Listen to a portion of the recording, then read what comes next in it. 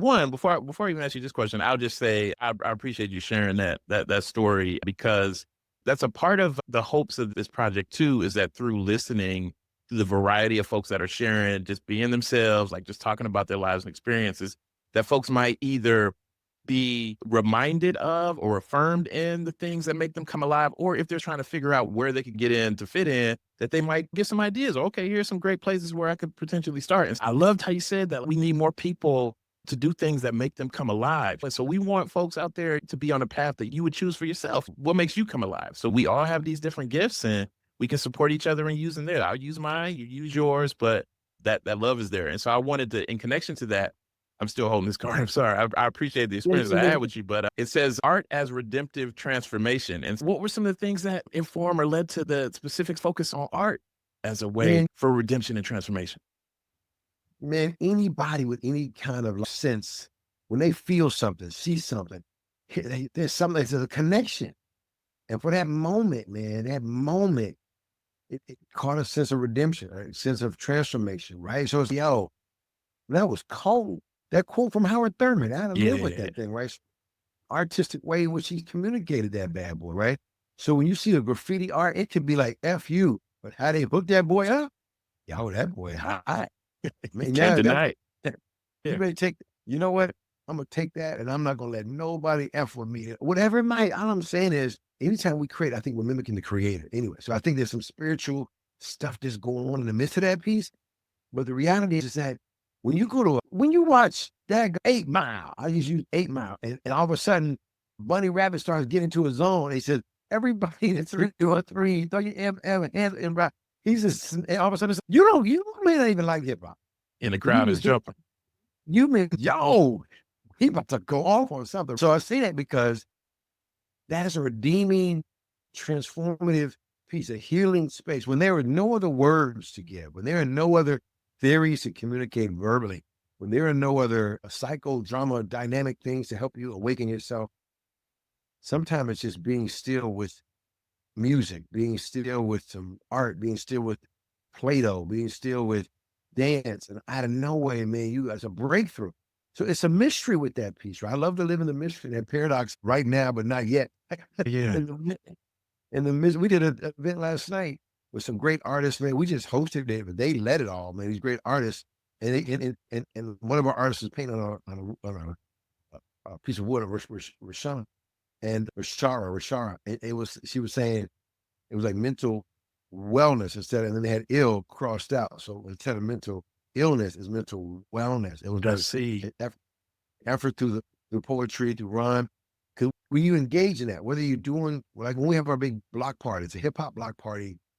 5 elements hip hop and get cats is tagging the walls up. You can't tag a lick, but you are like, whoa, the evolution of what's being developed through wild style, through some animation. You're like, yo, that may inspire you to love on your spouse more, love on your kids more, because you took that as something that transformed you. So the mystery of that redeeming and transforming is in the moment, right? Where you're at with that piece. Man, you could just be, man, I went to go see Stevie Wonder, man. Stevie Wonder, it was packed. It was just, it's throwback, but I could go see Lil Jon and keep rapping Yeah. and some of it.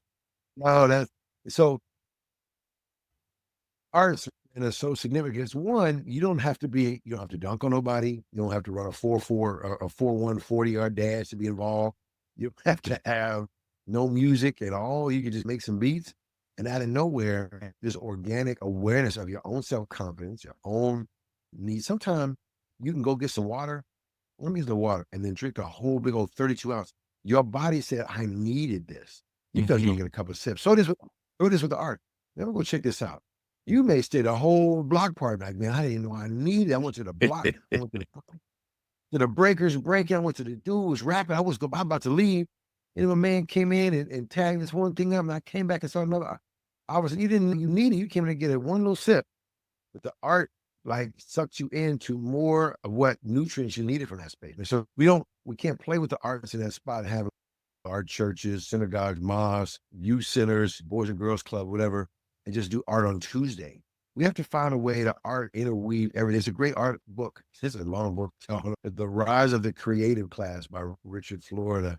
Okay. And he talks about You got the poor class, we got the middle class, wealthy class, but the creative class is interwoven through all of that. Basquiat, man was broke a lot, wrote on a napkin, paid for his rent from his sister's crib. You know what I mean? So you've got cats who believe, people who believe in what I'm talking about, that the arts are interwoven and all that, and how it heals. Cats will go and daggum do a art class, and then I'm gonna take AP English or something like. Because now I found some courage in this. Yeah. Um, so it's just it's a significant. One story about this is that there was a young woman named Momo, or now we call her Moni Love, but Simone was with us for 4 years, every summer, every fall, every winter, spring, and all the art class. And she was only in the visual arts class. We had a bunch of other classes she didn't take, and she took it with the same instructor. Then she couldn't stand after a while. I can't stand. I can't stand. Why? She always fussing. She came in 16 hours a week during the school year, and then 20 in the summer, 2025. Always fussing, doing murals. I got down this ladder, always fussing. Coming about time for her to graduate, I get a call from somebody who wanted a letter of recommendation from her. And I said, yeah, cool, cool. And so when I talked to the person, gave me a recommendation, they said, well, she's a runaway. I'm like, she's a runaway. So this for 4 years. So I called her and she said, yeah, I ran away. Freshman year, family's this, some abuse stuff. I never came back. But juvenile and youth runaway look different than adult homelessness on the street. Look at coin. They had cousins and this person for a month. And so I say that she wasn't going to be a Picasso, but she came into the firehouse for 4 years. It wasn't like this art is going to help me get out the hood. It could be, but the art and the community created a safe space for her to grow in the midst of a runaway. Dude, that's a lot of courage. First of all, runaway just to do the basic stuff: get up, get clean clothes, go to work, or go to school, eat dinner, or whatever, eat some food. Yeah. Let alone do all that and then come to a place every day for 4 years. So I'm saying that because now she's an EMT. She's an EMT, but somewhere around the art gave her the courage to take something around science and biology and to go into medicine in that space, right? She wants to go deeper.